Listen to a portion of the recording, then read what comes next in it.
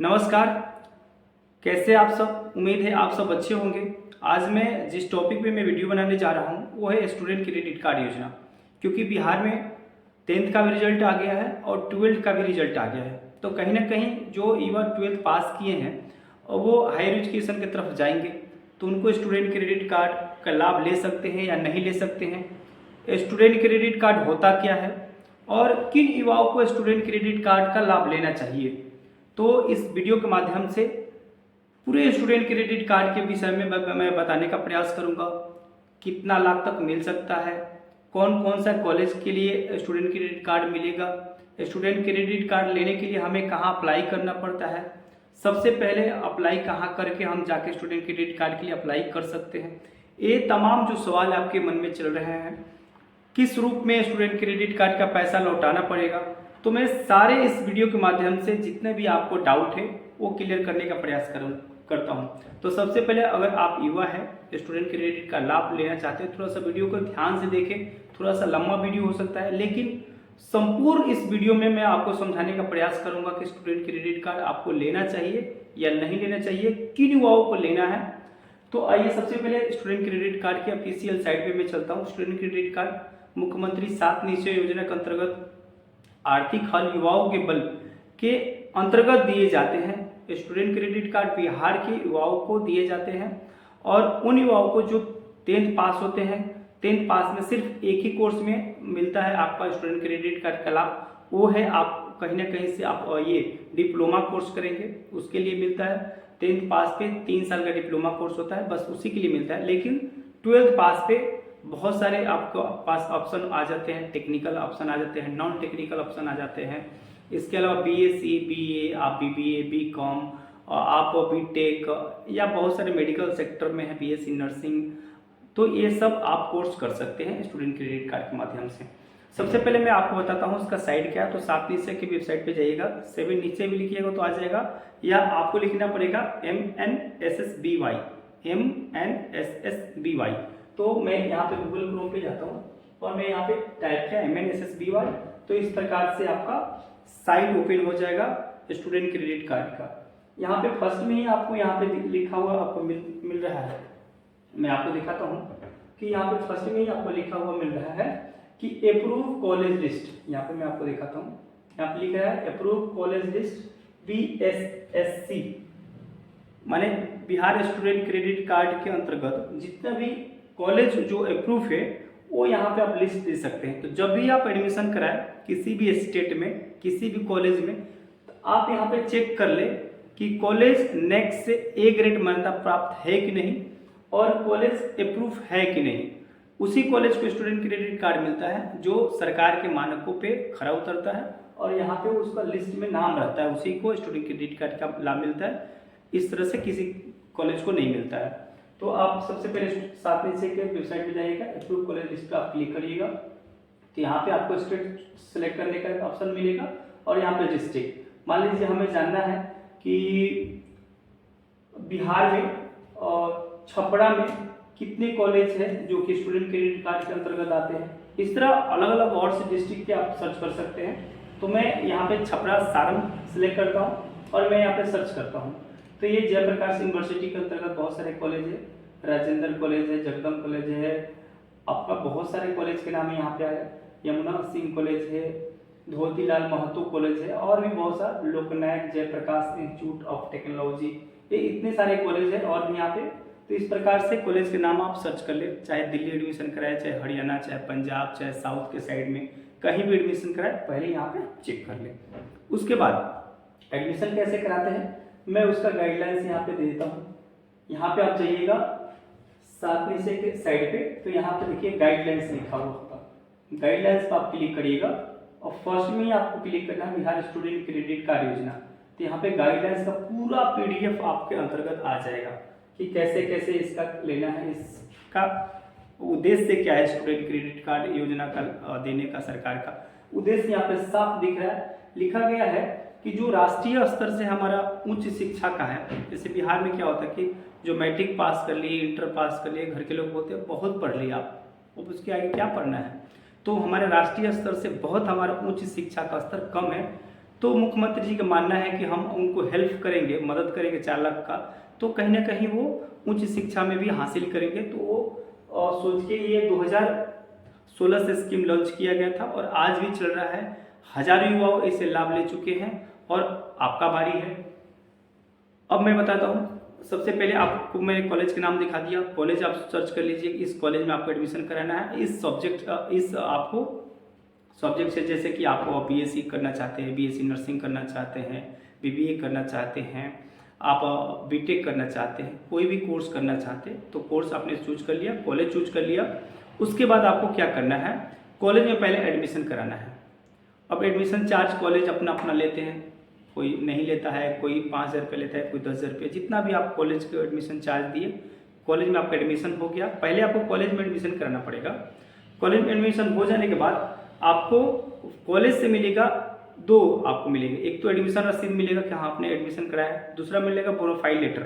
Bonafide letter उसको बोलते हैं जिसपे संपूर्ण लिखा रहता है कि आपका कितना ट्यूशन फी है, माने कॉलेज का फी कितना है, आप हॉस्टल का फी कितना लग रहा है, आप उसमें लैपटॉप इनबिल्ट है, अगर टेक्निकल कोर्स है तो लैपटॉप भी मिल सकता है, तो लैपटॉप आपको चार्ज कितना लगेगा, 1 साल का कितना आपको चार्ज है, टोटल उसमें इंक्लूड रहता है, लिखा हुआ रहता है। उसी आधार पे आपका 1 साल का पैसा पास होता है।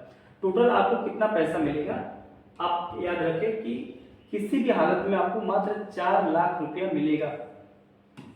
4 लाख रुपया मिलेगा, उससे ज़्यादा आपको नहीं मिलेगा। तो 4 लाख रुपया में ही आपको कोई भी कोर्स करना है। अगर बीटेक मान लीजिए कर रहे हैं, बीटेक का कोर्स का दाम है 6 लाख, और 4 साल का, 3 साल का, जो भी कोर्स है अलग अलग, तो ज़्यादा प्राइस हो जाते हैं। तो आपको 4 लाख ही सरकार के अंतर्गत मिलेगा, उसके बाद आपको पे करना होगा। अभी 4 लाख में रहना खाना सब चीज़ है, तो मैं यहाँ पे मैं बताने का प्रयास आपको मैं कर रहा हूँ।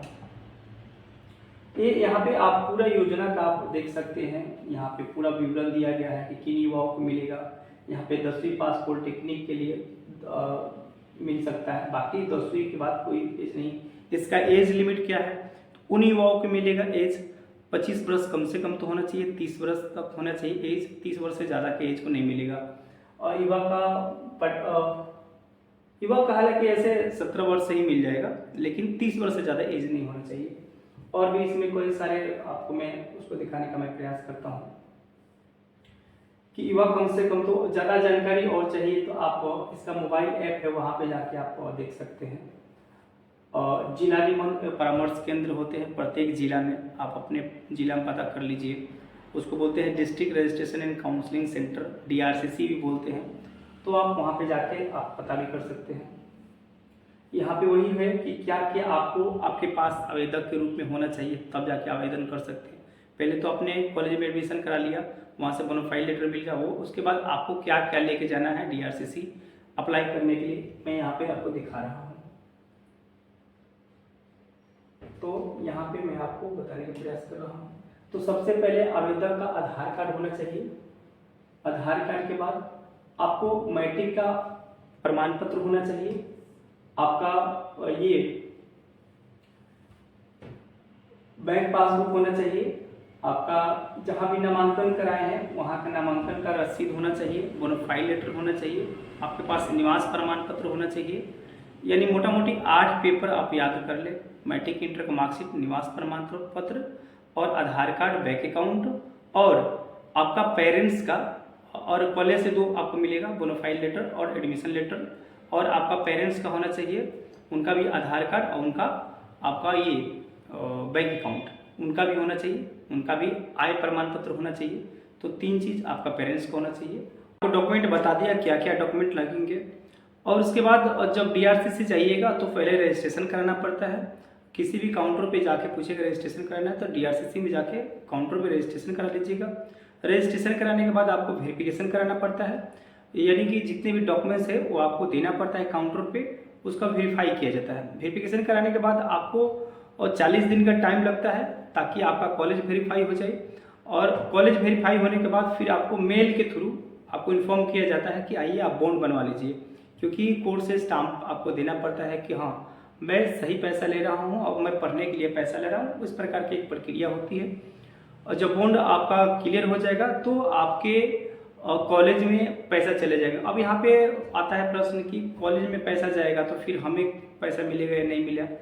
इसमें ये होता है कि आप मान लीजिए दिल्ली में एडमिशन कराए हैं, लिए हैं कि हॉस्टल नहीं लिए हैं। अगर हॉस्टल नहीं लिए हैं, बाहर से रह के खा रहे हैं, बाहर से अपना सब चीज़ कर रहे हैं, तो आपको उस सिटी के अनुसार आपको पैसा मिल जाएंगे।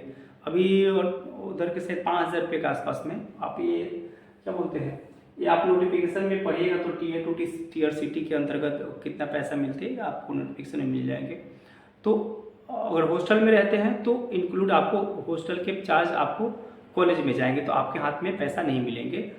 ट्यूशन फी तो कॉलेज के ही जाएंगे, कॉलेज के अकाउंट में जाएंगे। फिर अगर हॉस्टल लेते हैं तो कॉलेज के अकाउंट में जाएंगे। तो सब कॉलेज पे निर्भर रहता है, लेकिन आप कॉलेज के हॉस्टल के बाहर रहते हैं तो आपको हॉस्टल का पैसा आपको मिल जाता है। उसके बाद आपको आता है कि आपने फिर पढ़ाई की तो पैसा फिर लौटाना कब है, पैसा पे इंटरेस्ट कितना लगता है। तो लड़कियों के लिए 1% लगता है, लड़कों के लिए 4% लगता है। क्लियर है। उसमें भी कैटेगरी वाइज है। अगर आप ओबीसी है तो आपको 3% लगता है। SC ST है, अगर कोई लड़का SC ST है तो उनको 2% का चार्ज लगता है स्टूडेंट क्रेडिट कार्ड के माध्यम से। लौटाना कब है, मान लीजिए आज आपने 2023 में स्टूडेंट क्रेडिट कार्ड का लाभ लिया, 3 साल का कोर्स कर रहे हैं तो 3 साल कोर्स कर लिए, उसके बाद से आपको 2 साल और आपको लेटर जाएंगे कि हाँ आपने कोर्स कर लिया, जब भी आपको इच्छा लौटा दीजिए। तो लगभग आपको 6 साल टाइम मिलेंगे कोर्स करने के बाद। उसके बाद आपको लेटर जाएंगे तो इंक्लूड उसमें सब रहेगा, तो आपको फिर लौटाना पड़ेगा। उसमें क्या है, एक बार में आपको सब नहीं देना है, थोड़े थोड़े करके आप दे सकते हैं। जब आप रजिस्ट्रेशन करवाइएगा उसी वक्त आपको ईमेल आईडी पासवर्ड मिल जाएगा, उसी माध्यम से जाके आपको कहीं जाना, DRCC वगैरह जाना नहीं पड़ता है। उसी ईमेल आईडी पासवर्ड पे लॉगिन करके पेमेंट पे जाके फिर अपना पेमेंट धीरे धीरे करके पूरा क्लियर कर देंगे। तो ये स्टूडेंट क्रेडिट कार्ड का पूरा फुल प्रक्रिया। अब मैं बताता हूँ आपको लेना चाहिए नहीं लेना चाहिए। वो युवा जो सक्षम है उनको लगता है दिल से कि हमें कुछ करना है आगे, हमें इंजीनियरिंग सेक्टर में जाना है। आज से 10 साल पहले कोई इंजीनियरिंग करना चाहता तो 4 लाख 3 लाख रुपए लग जाते थे घर से, और फिर बहुत सारे पेरेंट्स परेशान होते, खोज के लाते थे पैसा कहीं ना कहीं से। लेकिन आज तो मिल रहा है ना आपको मौका, तो आप टेक्निकल कोर्स अगर करना चाहते हैं तो कर लीजिए। बहुत से युवा ऐसे हैं जो सोचते हैं कि हम घर बैठे बैठे कर लेंगे कोई कोर्स, हमको पैसा मिल जाएगा। तो ऐसे भी बहुत सारे लोग हैं जो कि BBA में आपका एडमिशन करा देंगे पटना वगैरह कहीं कहीं, आपको सिर्फ एग्ज़ाम देने जाना पड़ेगा, खाने का पैसा आपके अकाउंट में आ जाएगा। लेकिन मेरे भाई लोन होता है, भरना तो आप ही को पड़ेगा ना। तो आपको कोर्स अगर करना है, जेन्युइन में पढ़ना है तो लीजिए लोन, अगर नहीं पढ़ना है तो नहीं लीजिए। मेरा सलाह यही है, बाकी आपका जो मर्जी आप देख लीजिए। अगर कोई भी आपको क्वेश्चन इसमें डाउट रह गया हो, कहीं भी आपको प्रॉब्लम हो DRCC में, चाहे इस तरह का, चाहे कुछ भी आपको लगता है कि सवाल में, तो आप कमेंट में नीचे ज़रूर बताइए। मैं उस पर प्रयास करूँगा, वीडियो बनाए और उस समस्या का सॉल्व करने का प्रयास करूँगा। धन्यवाद, थैंक यू।